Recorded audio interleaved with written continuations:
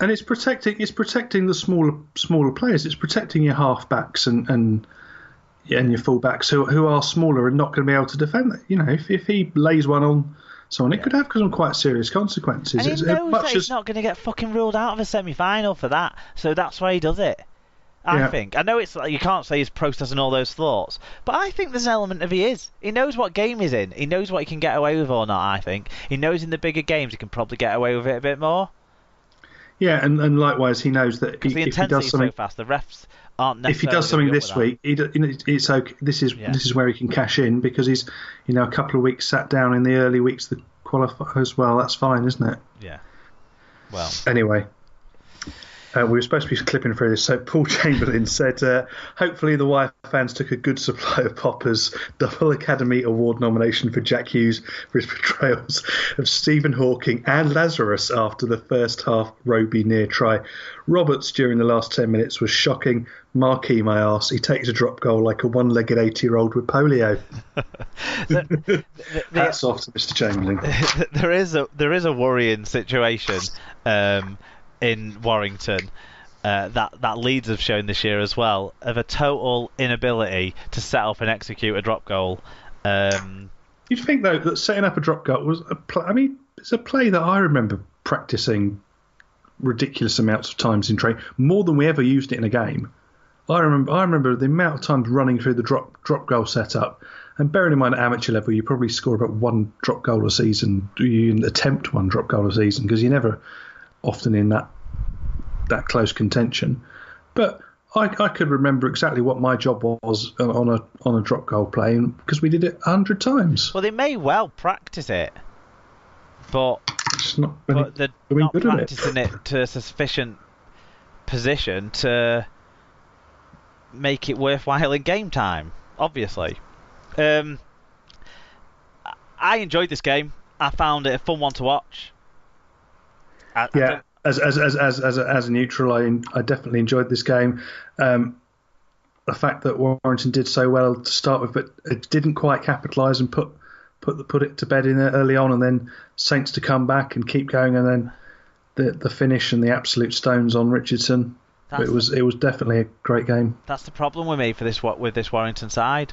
To be honest, they're not consistently taking advantage of their positions on the field, and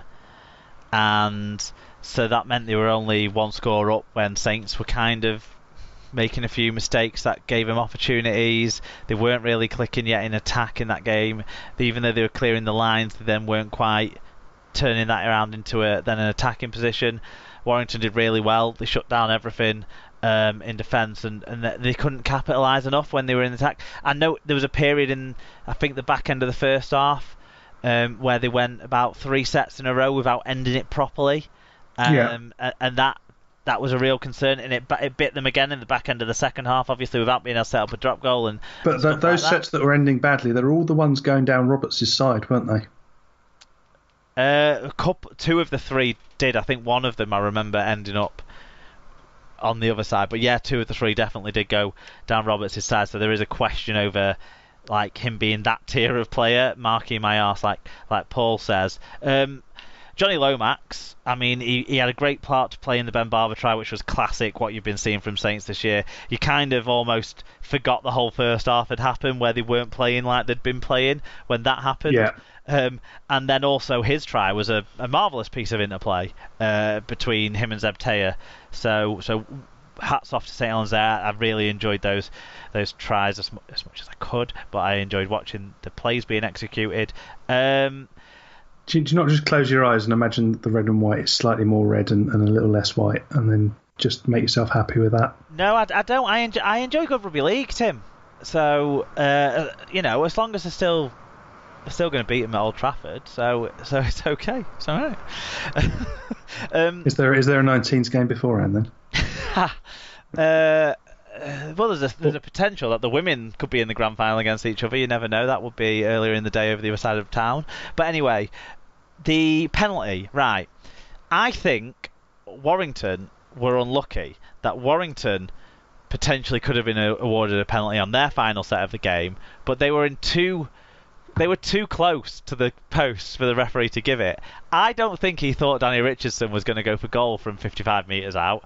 No, they thought he was just going to kick it and take one. It was a legitimate penalty, but I think he'd have, like referees do, and I'm not criticising James Child, I thought he had an absolutely fantastic game. I think the only mistake he made in the whole game went against St Helens, and I can't believe St Helens fans were so on his back after this game, because they were really, but all the way during it, they were. I was watching on Twitter. They were childing off from about minute 5. I was like, for God's sake, give him a chance to actually do something in the game. I don't think he did stuff wrong. I think that all those decisions that I recall seeing were very much correct, or at the worst, understandable. And even the big mistake he made at the start of the second half, it was on the Ratchford knock-on that he gave, where Ratchford actually got to it and knocked it back before it had ever hit the floor. So the final trajectory off the play was backwards. You could understand why it was given. Especially from the angle. Again, I often talk about the angle they're at, but I think the angle of vision's really important, because you see from the sky angle, from the cameras, it looks very different. But if you think of if the camera was at that point, then there's no way you could have enough depth perception to work out if that was fully back or fully forward. And you're always going to err on the side of a knock-on. The players played the part, and he played his part too in trying to get a quick game in this game. There wasn't a lot of whistle. There was 13 penalties in the match, and I thought he was pretty consistent with what he was giving. To be honest, I know that fans of the teams involved will feel differently. He did what referees do, what good referees do, which is to an extent swallow the whistle in the last 10 minutes of the game to give the players an opportunity to decide the outcome and only give obvious infringements. He let a ruck infringement go in one. John Wilkin. John Wilkin. Yeah. John Wilkin looked guilty as anything, but I think he knew ruck infringements don't get given at this stage of the game. Ruck infringements weren't getting given. What the referees have a harder job not giving is contact with the head. Yeah. And when it happens in your own half, I think he sort of thought they'll kick for touch, they'll have a play after the hoot has gone to try and get a drop goal. It'll be exciting. It's not a certainty. Upsets Danny Richardson, balls of steel, as has been said. It's just unbelievable. The kid is interesting that cocky, Holbrook, but confident. Very, very Sean Long-esque. Yeah. In that regard, although he does so far seem to be the good side of the line, of whereas Sean Long was possibly the wilder side of the line. I wonder what his behaviour's like off the field. I imagine we haven't had the stories yet. Slightly more professional than Sean Long was by this stage of his career. Yeah. But interestingly, apparently Justin Holbrook was shouting for Tommy Makinson to take the kick, rather than. But Sean Long turned round to him apparently and said, "No, Daniel, slot this." And lo and behold, look what happened. So there we go. Yeah, you got to credit the player. I thought the England players in this game were all very good. Which I mean, is promising. Barber had a flash of brilliance, but that was all from Barber. Everything else came from England players for me. A lot quieter, but again, as I think I said every time I've sat in this seat, James Roby was full vintage Roby, absolutely going for it, spotting the markers off the line, darting forward when he needed to. And just actually one thing, because I did spend a bit of time watching Roby during this game, and just the range of passes he takes, and when he comes, he takes half a step, not even a full step, and then passes, or he'll take 2 steps round the side and then release a pass. But it's just the timing and the vision and the awareness of where he is just absolutely superb. I thought both hookers were one of the best 3 players on their respective sides, to be honest. Darryl Clark is going to be probably the most unlucky player not to get in the dream team this year from my observations so far, because I think he's been absolutely outstanding for Warrington, but James Roby is absolutely God level. Yeah. Okay, stats. There were differences in the stats between the sides, but they largely cancelled each other out. Wyre made over 100 more metres at a better average game, but Saints made more chances with their share of the ball, 6 breaks to 2. Saints made 3 more errors, though, and conceded 1 more penalty, but were way better tacklers, with a 5.1% better team tackle success rate. So, balanced out, in the end, probably the slightly better team. on paper and in form, what have you, won the game. Individually, Lomax, 1 try, 11 tackles, 139 metres, 2 clean breaks. He was probably the star of the show. Tommy Makinson, 130 metres. Louis McCarthy-Scarsbrook, 127 metres and 3 successful offloads. Showed up really well. I think Luke Thompson's second spell, it was really good. That was devastating. In the first half, but in the second spell it was really good. But Louis McCarthy-Scarsbrook was on it from when he came on. God, I can't stand the bloke as a rival fan, but I can. I was going to. One of the things, he did 127 metres in the game. He probably did about that again in his celebration at the end. It was in Atkins level celebration, wasn't it? Does he even? No, because it went over, so it was a legitimate celebration. So, right, okay, yeah. James Roby, 46 tackles and 105 metres. For the losing but credible Warrington side, Darryl Clark, a try, 49 tackles, 12 marker tackles, 6 tackles, 179 metres. Josh Charnley, 163 metres, 3 successful offloads. Bryson Goodwin, 134 metres, 3 successful offloads. Mike Cooper, 1 try assist, 124 metres, 3 successful offloads. Okay. Did you see the bit where it was all kicking off, where they nearly squished one of the cheerleaders? Yeah.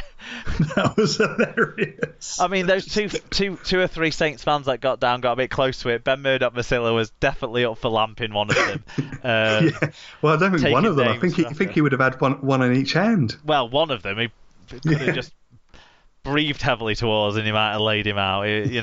That guy did not have the size to back up his front, shall we say? But that was disappointing. But yeah, I thought that was pretty well managed with the warnings. I think it was a bit. And he said, and he called the play. What he did is he got the captains over, but he said, "You need to get hold of that player. You need to get hold of that player." So he was very targeted, which I thought was really clever. And Chris Hill, and it was much better.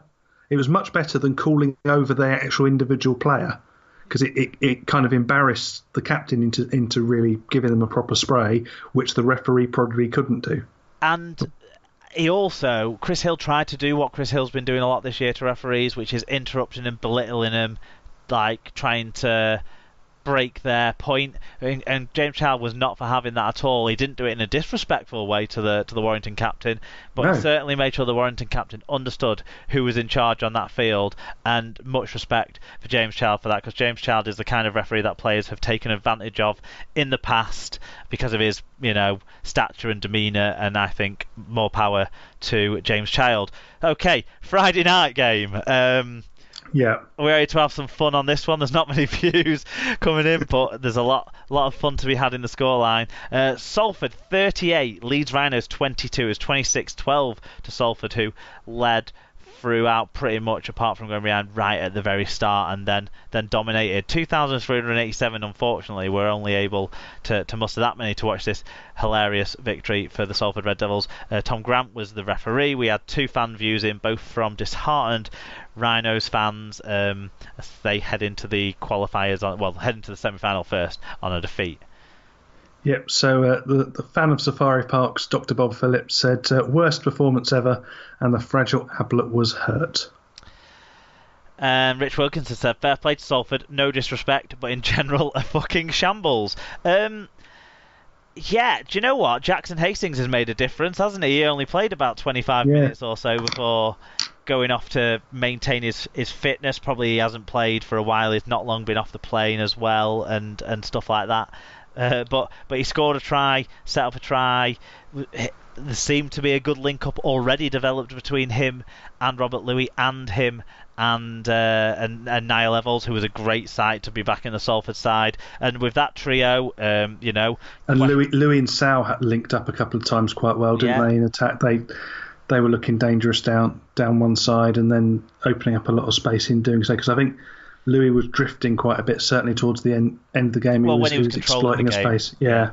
That's the only halfback. Yeah, I mean, there's questionable characters in those halfback positions, but quality at the level they're going to be playing at in the qualifiers, I think is undoubted there. And Hastings really is giving him a good lift, isn't he?